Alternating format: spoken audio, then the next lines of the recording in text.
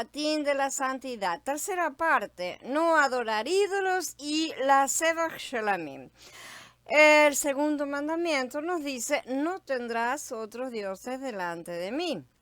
No se vuelvan a los ídolos, ni se hagan deidades fundidas. Yo, Yahweh, soy su Elohim, dice en Vayikra 19, en el Pasuk 4. El no volver es un modismo hebreo que implica no volver a las viejas costumbres, ¿no es cierto? No volver al vómito, etc. Quiere decir que uno no debe invocar falsos Elohim, incluyendo toda cosa en la cual pretendamos apoyarnos, sea el trabajo, la familia, los recursos, el dinero, la carrera, etc. No podemos recurrir a esas cosas en caso de necesidad, debemos únicamente invocar a Yahweh. No podemos volver a esas viejas cosas en las cuales nos apoyábamos. No se vuelvan, no se vuelvan. Cuando tenemos un problema económico, ¿clamamos a él o salimos a buscar dinero de alguna forma? Cuando tenemos un problema familiar, ¿clamamos a él o nos vamos a discutir? O nos escapamos o la solución que sea que demos. O hacemos las dos cosas, lo clamamos a él y por las dudas vamos y hacemos la nuestra por el otro lado. Cuando tenemos un problema laboral, ¿clamamos a él o hacemos cosas para mudar la situación? ¿Sí? Realmente tenemos muchos más ídolos de los que la gente ve.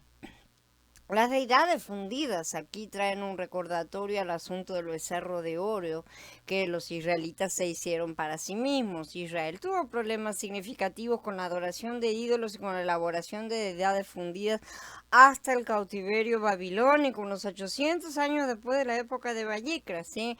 La atracción no era tanto hacia los dioses de fundición en sí, sino a lo que estos representaban: el éxito financiero, el placer, la autoadoración, la autoexaltación. No hay diferencia con hoy, ¿no es cierto? No, hoy no levantamos figuras materiales de nuestros ídolos, pero continúan siendo exactamente los mismos. El hombre actual se cree muy moderno y continúa adorando a las mismas deidades de siempre: doña lujuria, don sexo, doña prosperidad, don éxito, don poder, o lo que se les ocurra. Después del cautiverio babilónico, Israel se curó de su aberrante idolatría a los dioses de fundición, pero comenzó una forma más peligrosa de idolatría. Una idolatría a la propia nación, una idolatría al templo y a sus ceremonias, y una idolatría a las tradiciones humanas, con lo que se va eliminando a Yahweh del panorama.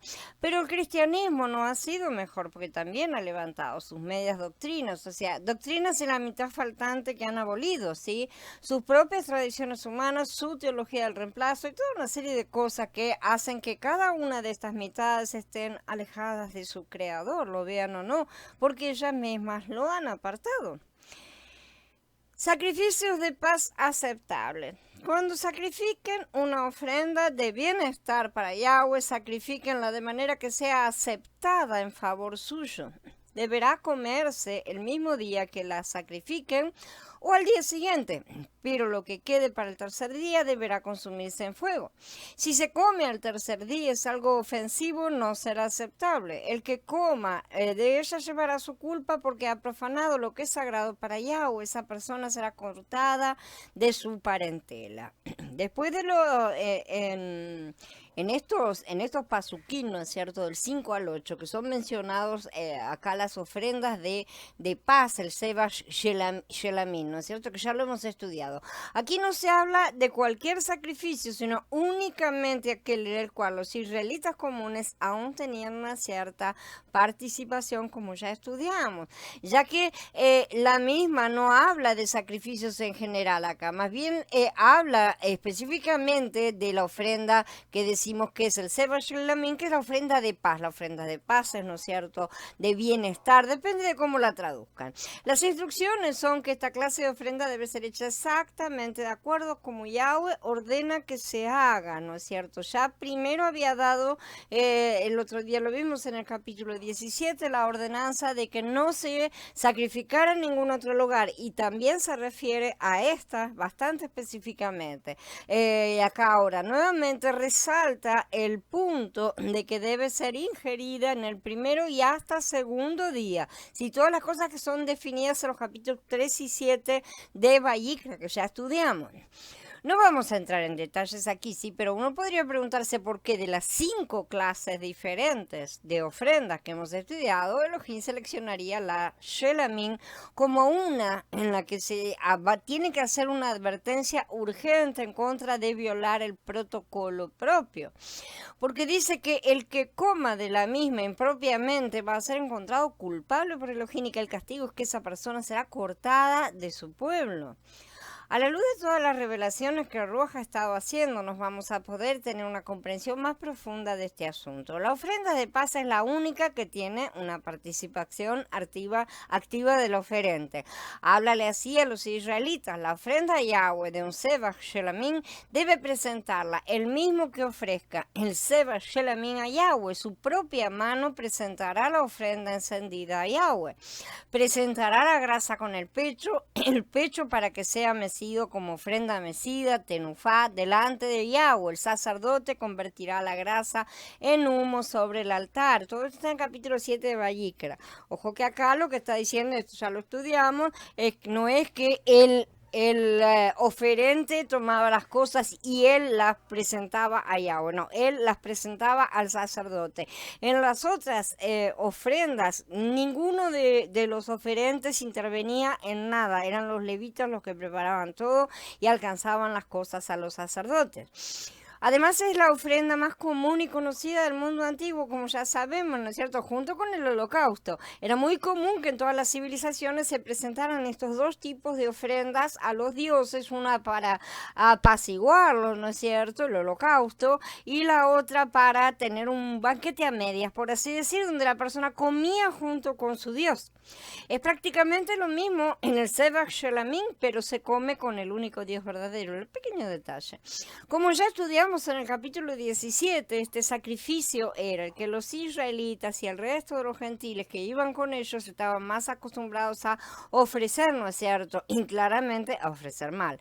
Ya que Yahweh declara que deben dejar de hacerlo por su cuenta y llevar sus sacrificios al templo, para que los sacerdotes hicieran de mediadores para asegurarse de que la ofrenda se realizara según los mandatos de Yahweh, para que las personas dejaran de andar ofreciendo sus sacrificios a los demonios cabríos, tras los cuales se extravían.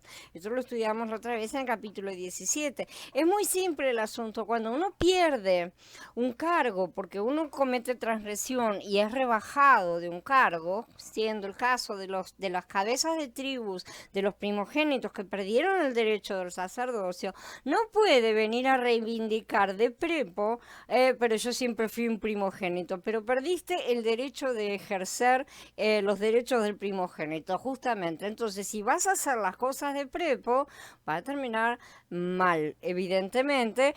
Mucha gente, como Yahweh no destruye de manera categórica y en el momento, sabemos perfectamente que piensan que fueron aprobados o que se salieron con la suya, lo que fuere, y siguen haciendo las cosas como se les antoja. Pero Yahweh, cuando uno comete una transgresión, ciertamente somos rebajados en una cosa, ¿sí? Y de esa manera se nos quitan derechos que tal vez en otro momento tuvimos. Tenemos que tener mucho cuidado con estas cosas y dejar que Él sea Él mismo el que vuelva a colocarnos en la posición en la que estábamos, si es su voluntad, ¿no es cierto?, que así sea.